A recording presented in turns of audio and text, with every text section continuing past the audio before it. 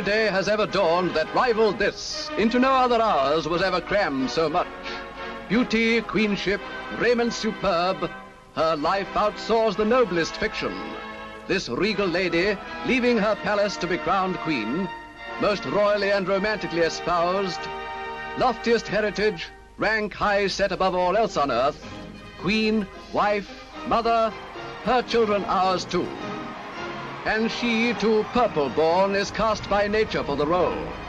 For like the first Elizabeth, she has the spirit of a king.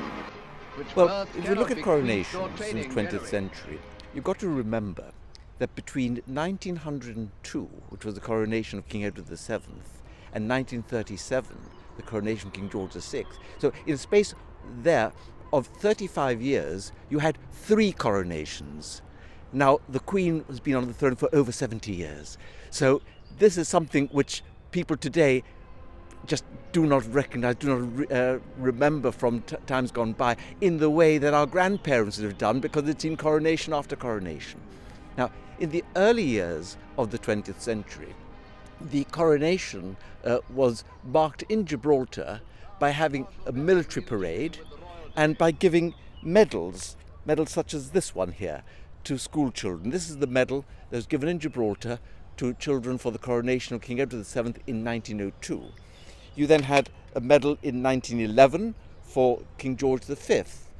And I don't have a medal for King George VI, and I don't know whether one was produced, because the coronation of King George VI took place on the day that King Edward VIII should have been crowned, but wasn't.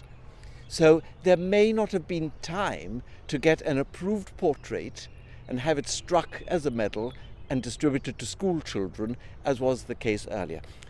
And the medal for Queen Elizabeth II is the only one that actually says Gibraltar on it. And so these medals, which were given to school children, were so that the children would know what the monarch looked like at a time before you had mass media, before you had television. So this was a way of making the monarch known to the people. And if you make it known to the children, you make it known to their parents as well. So the celebrations in Gibraltar were very child-centered initially. And of course, when the coronation of Queen Elizabeth II took place on the 2nd of June 1953, that was a major radio event. There was no television in Gibraltar. Although it was televised, of course, it was televised and seen by a few people in the UK, where television was just beginning, but in Gibraltar it would have been a radio event. Very different, where you're just listening to something happening so far away. Along the stately East Carriage Drive, great numbers of people cheered Her Majesty's progress towards Marble Arch.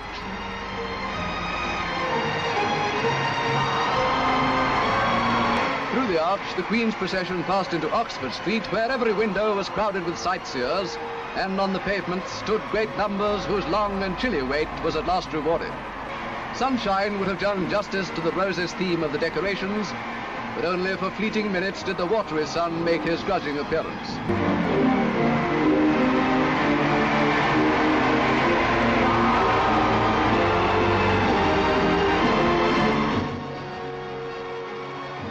Remember that we had a hell of a party. We came down with the school and all in line. It was up in the around the library, the Garrison Library, around that area. And that's it. It was something very new to me, a fantastic day with the troops up and down marching. But that's what I remember, a fantastic day. Well, we didn't have television in those days, so we didn't see it on television. We heard it on the radio.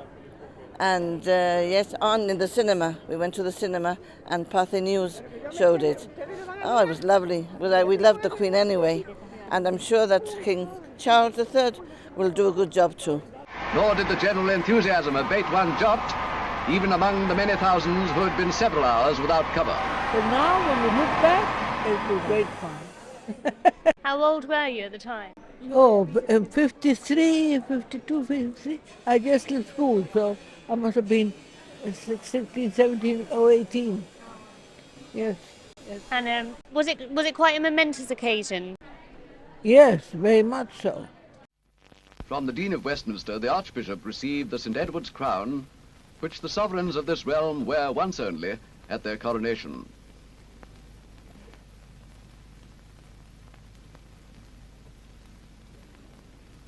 The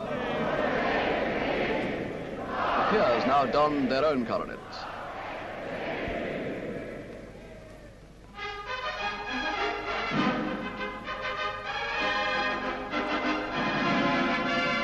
I was 7 years old at the time, and remember in school we were taken to the Victoria Stadium at the time, and we were all standing there with the little flags, and we were given a medal for commemorating the day.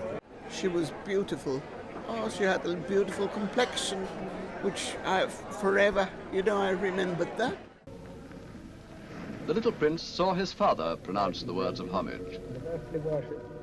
In faith and truth I will bear unto you, to live and die against all manner of folk, so help me God.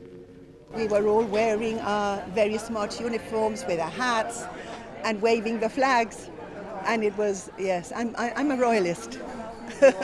So I'm looking forward to watching King Charles now and his coronation. We've many happy memories of our Queen's servings.